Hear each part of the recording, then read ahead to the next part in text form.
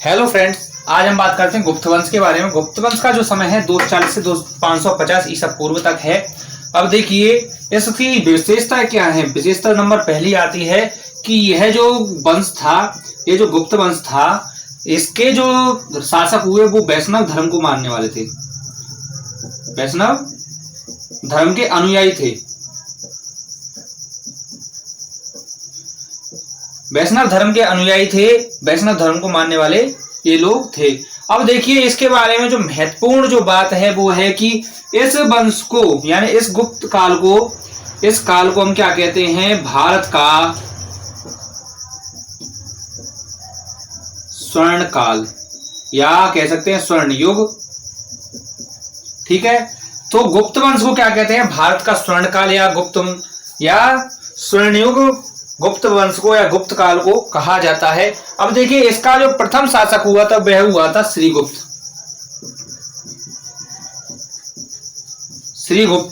श्रीगुप्त का समय है 240 से 280 ईस्वी तक। तो देखिए श्रीगुप्त के बारे में आपको हम जानकारी दे दूं कि श्रीगुप्त जो था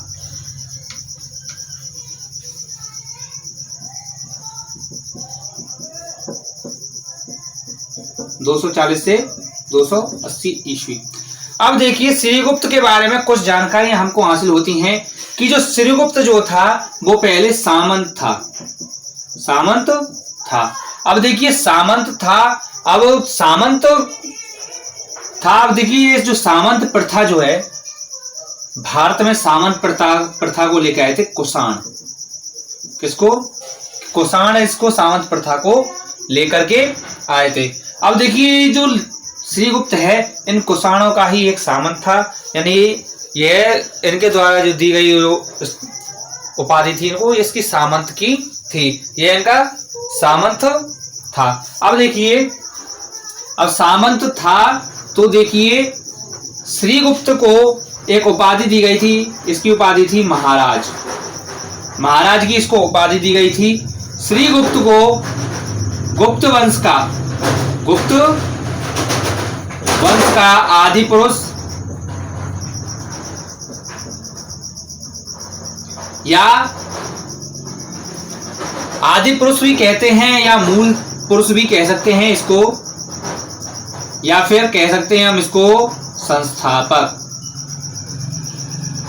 तो पूछ लीजिए कैसे भी क्वेश्चन आ जाए कि गुप्त वंश का आदि पुरुष किसको कहते हैं, तो वो कहते हैं श्रीगुप्त को। और पूछ लिया जाए कि गुप्त वंश का मूल पुरुष कौन है, तो वो कौन है, श्रीगुप्त है। और गुप्त वंश का संस्थापक कौन है, तो वो कौन है, श्रीगुप्त है। तो देखिए कैसे भी क्वेश्चन आ जाए तो हमको कहीं पर भी कोई असमंजस नहीं होना चाहिए। इस तरह ही आप क्लियर कर लीजिए कि गुप्त वंश का आदि पुरुष या मूल पुरुष या संस्थापक कौन है, वो है श्रीगुप्त। ठीक है, अब बात आती है श्रीगुप्त को क्या किसकी उपाधि थी, महाराज की उपाधि थी। ठीक है, अब बात आती है इसके बाद इसका जो उत्तराधिकारी हुआ था, श्रीगुप्त का जो उत्तराधिकारी हुआ था वो हुआ था घटोत्कच। घटोत्कच का जो समय आता है वो आता है 280 ईस्वी से लेकर के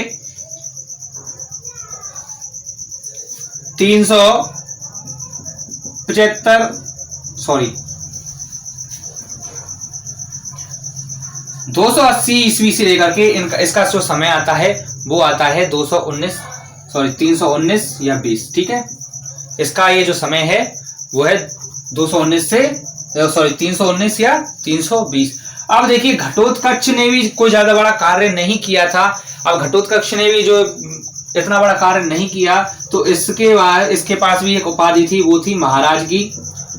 इसको भी महाराज की उपाधि थी, क्योंकि देखिए इनके सामंत जो कुषाणों के जो सामंत हुआ करते थे तो उनके लिए उपाधि दे दी जाती थी कि महाराज की। ठीक है, तो श्रीगुप्त का जो पुत्र हुआ था, प्रथम जो उत्तराधिकारी हुआ था वो था घटोत्कच। अब देखिए घटोत्कच के बारे में हम बात करते हैं।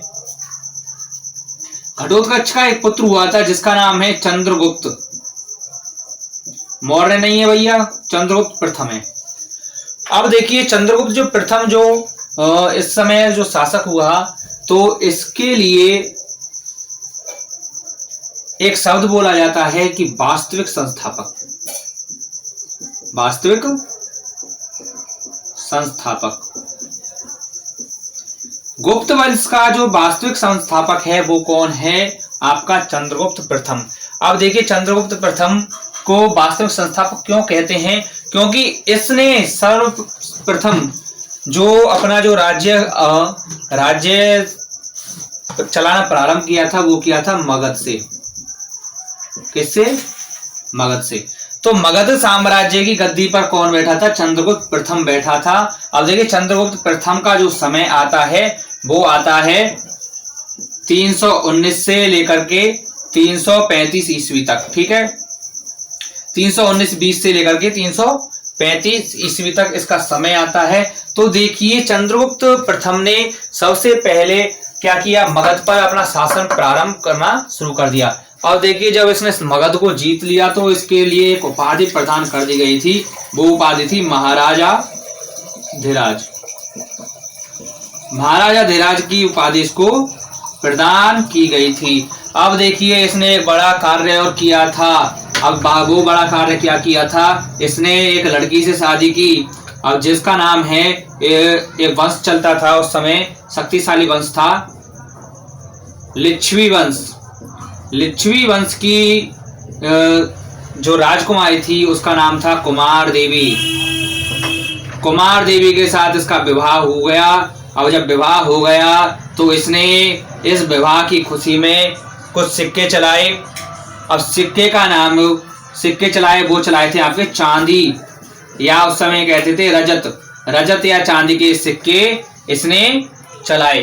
किस खुशी में चलाए? कि लिच्छवी वंश की जो राजकुमारी थी कुमार देवी के साथ इसका विवाह हो गया था, और जब विवाह हो गया था तो इस खुशी में इसने चांदी या रजत के सिक्के चलाए। ठीक है, अब देखिए इसके पश्चात एक घटना और आती है। वो घटना क्या होती है कि जब चंद्रगुप्त प्रथम का जब राज्याभिषेक किया गया था, मैं बात कर रहा हूं राज्याभिषेक की, तो चंद्रगुप्त प्रथम का जो राज्याभिषेक किया गया था, तो राज्याभिषेक कब किया गया था? इसका जो राज्याभिषेक किया गया था वो 319-20 ईस्वी में किया गया था। अब देखिए 319-20 ईस्वी में जब इसका राज्याभिषेक कर दिया गया था तो इसने एक संवत चलाया था, वो चलाया था गुप्त संवत। गुप्त संवत इसने प्रारंभ किया। अगर पूछ लिया जाए कि गुप्त संवत को चलाने वाले कौन थे, तो वो थे चंद्रगुप्त मौर्य, या कह दिया जाए कि गुप्त संवत का जो प्रचलन किया गया था वो किसके द्वारा किया गया था? वो किया गया था चंद्रगुप्त प्रथम के द्वारा। ठीक है, तो देखिए गुप्त वंश कब चलाया था इसने? जब इसका राज्याभिषेक हो गया था। और चांदी के सिक्के कब चलाए? जब इसका विवाह लिच्छवी वंश की राजकुमारी कुमार देवी के साथ हो गया था। अब देखिए इसका एक पुत्र आता है जिसका नाम है समुद्रगुप्त। अब देखिए इस वंश का जो सर्वाधिक शक्तिशाली शासक हुआ था वो हुआ था समुद्रगुप्त। अब समुद्रगुप्त को एक इतिहासकार थे, एक विद्वान थे जिसका नाम है पूरा B.A. स्मिथ। B.A. स्मिथ ने इस समुद्रगुप्त को भारत का नेपोलियन कहा। भारत का नेपोलियन कहा। क्या कहा? भारत का नेपोलियन कहा। तो देखिए ये अपना भारत देश है,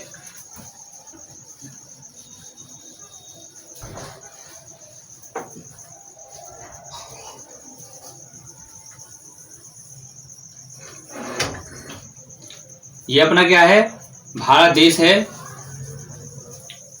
ठीक है, तो देखिए समुद्रगुप्त ने क्या किया? ये मगध की गद्दी पर बैठ गया इधर। ठीक है, मगध की गद्दी पर जब बैठ गया तो इसने एक अभियान चलाया था, और अभियान चलाया था, उस अभियान का नाम दे दिया था प्रसवोधरण नीति। प्रसवोधरण नीति। ठीक है, इसने प्रसवोधरण नीति का अभियान चलाया। और मैं एक बात और कहूं कि जो अखिल भारतीय साम्राज्य की जो स्थापना की थी वो की थी समुद्रगुप्त ने। समुद्रगुप्त ने इस पूरे भारत में अखिल भारतीय साम्राज्य की स्थापना किसने की थी? अखिल भारतीय साम्राज्य की स्थापना। यानी कि समुद्रगुप्त जब गद्दी पर बैठा, मगध की गद्दी पर बैठा, तो इसने बैठते ही एक अभियान चला दिया जिसका नाम है अखिल भारतीय साम्राज्य। इस अखिल भारतीय साम्राज्य का इसने क्या कर दिया, अभियान चला दिया। अब देखिए अभियान चला दिया तो इसने दो नीतियां ली थी, एक का नाम है प्रसवोद्धरण और दूसरी जो नीति अपनाई थी इसने अपनाई थी, दूसरी नीति का नाम है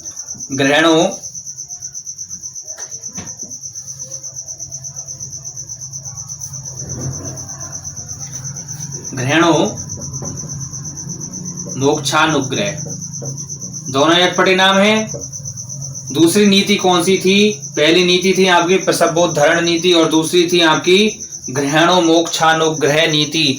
ये इन दो नीतियों से इस पूरे भारतवर्ष का क्या कर लिया, इसने सूत्रपात कर लिया। यानी कि ये जैसे कि कुछ मोतियों को, जो बिखरे हुए मोती होते हैं, उन मोतियों को एक धागे के से बांध करके हम एक माला का रूप दे देते हैं, तो ऐसे ही इसने क्या कर दिया समुद्रगुप्त ने, जो भारत मौर्य साम्राज्य के पश्चात जो बिखर गया था तो इसने क्या किया, इस भारत देश को, इस अखंड भारत को पुनः एकता के सूत्र में बांधने के लिए इसने अखिल भारतीय साम्राज्य की स्थापना कर दी।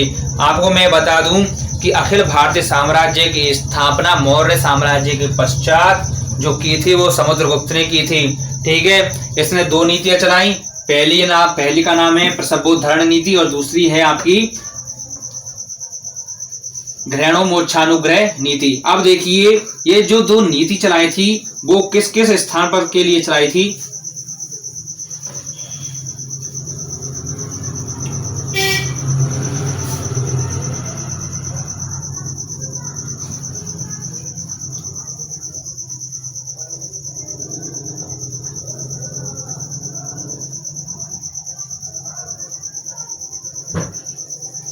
देखिए ये अपना भारत है, इधर आपका मगध।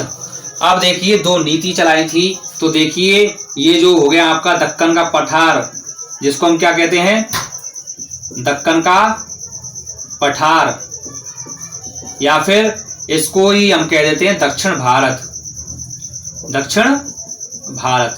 अब देखिए दक्षिण भारत और ये हो गया आपका उत्तरी भारत। ठीक है, अब देखिए इसने क्या किया समुद्रगुप्त ने कि जो पहली जो नीति चलाई थी, यहां से इसने चलाई थी उत्तरी भारत के लिए प्रसवोद्धरण नीति, और दक्षिण भारत के लिए चलाई थी इसने ग्रहणो मोक्षानुग्रह नीति।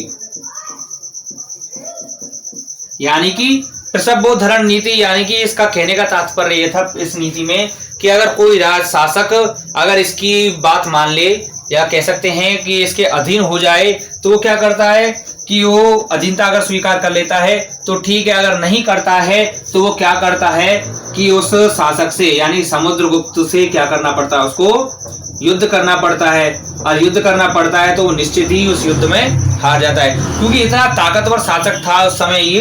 और जो दूसरा जो इसकी जो दूसरी जो नीति आती है ग्रहणो मोक्षानुग्रह नीति, इसने इसमें क्या किया कि इसने इस दक्षिण भारत में ये अभियान चलाया, और जो दक्षिण भारत में ये अभियान चलाया तो इसने जितने भी राज्य थे उनको जीत करके इसने क्या कर दिया, इस नीति के तहत अनुग्रह करने पर इसने क्या कर दिया, उन राज्यों को उन शासकों के लिए वापस लौटा दिया।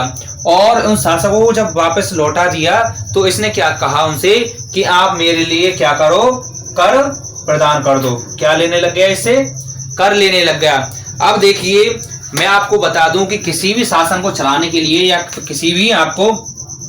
किसी भी साम्राज्य को चलाने के लिए कर की आवश्यकता बहुत पड़ती है, धन की आवश्यकता पड़ती है, सैन्य बल के साथ साथ भी धन की आवश्यकता पड़ती है। तो इसमें इसने क्या किया समुद्रगुप्त ने कि जो उत्तरी भारत था उसमें इस प्रसवोद्धरण नीति को अपनाया और दक्षिण भारत के लिए ग्रहणो मोक्षानुग्रह नीति को अपनाया कि इस नीति के तहत इसने क्या किया, इन लोगों से कर लेना प्रारंभ कर दिया।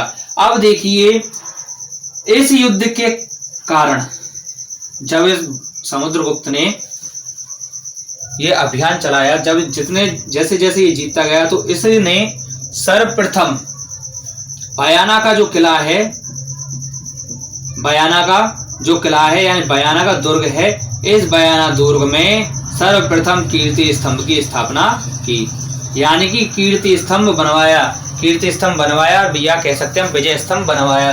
तो हम कह सकते हैं कि भारत के अंदर प्रथम जो कीर्ति स्तंभ की स्थापना की थी, कीर्ति स्तंभ बनवाया था, तो वो बनवाया था आपका समुद्रगुप्त ने। ठीक है, अब दूसरी बात पर हम आते हैं कि इस युद्ध में, इन युद्धों की नीति में इसने देखिए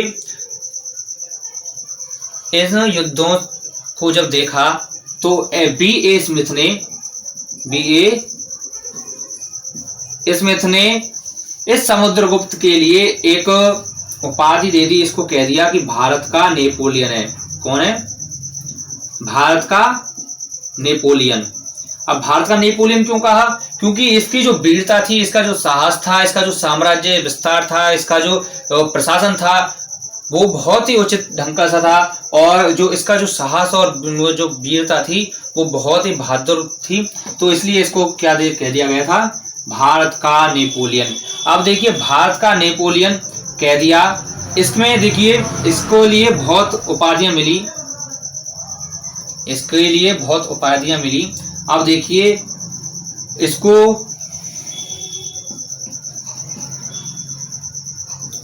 धरणी बंदी भी कहा गया।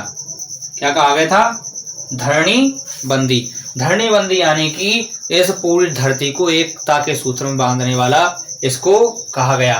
ठीक है, अब देखिए इसने समुद्रगुप्त ने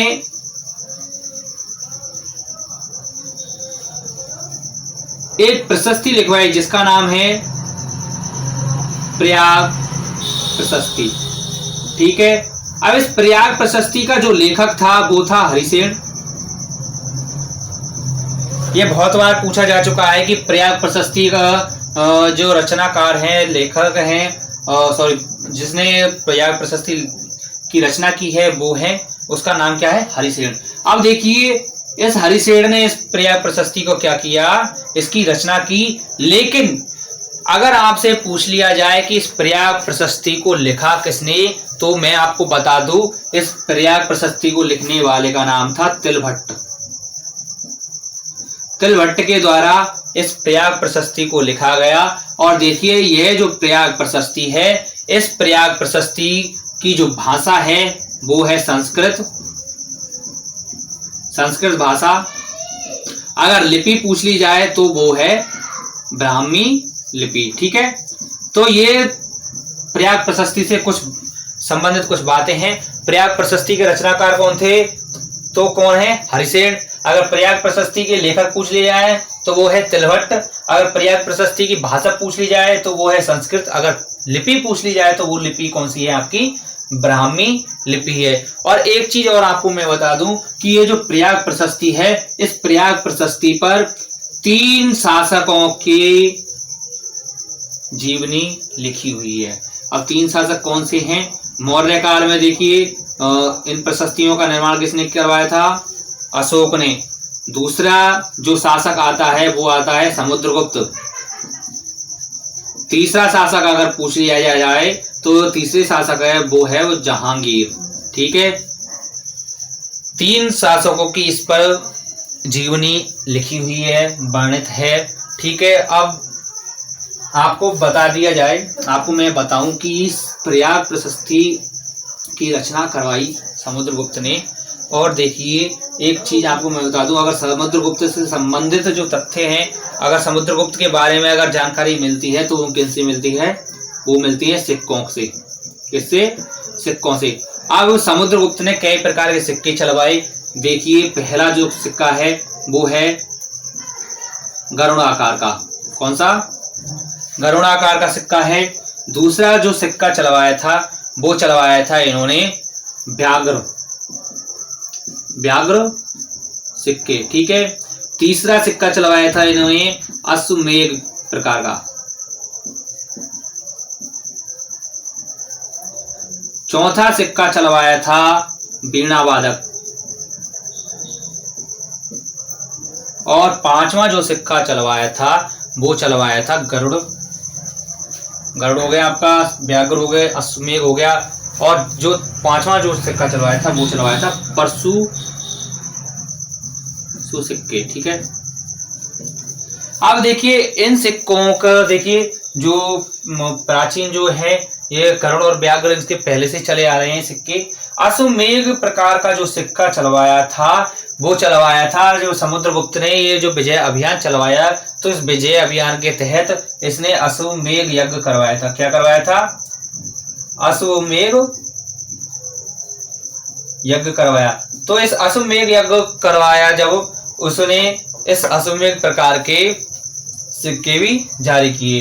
वीणा वादक, देखिए ऐसा माना जाता है कि समुद्रगुप्त को वीणा बजाने का बहुत शौक रहा है इनका, और कह सकते हैं कि ये बहुत अच्छे वीणा वादक थे, तो इसलिए इन्होंने वीणा वादक प्रकार के सिक्के चलवाए। ठीक है।